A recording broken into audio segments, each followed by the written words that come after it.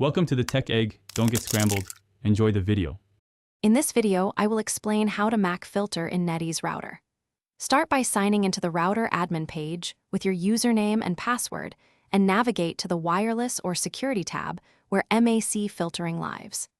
Decide whether you will use an allow list or a deny list and gather the MAC addresses from your devices. Enter or import the MACs, save the settings, and reboot the router if needed to enforce the rules.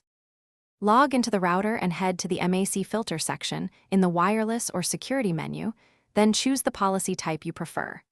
If you pick an allow list, only listed MACs will connect.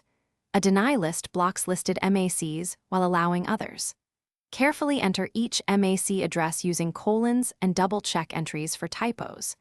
Save changes and apply or reboot so the router enforces the new MAC filtering rules immediately. If you're finding this guide helpful, please subscribe and like so I can make more content like this.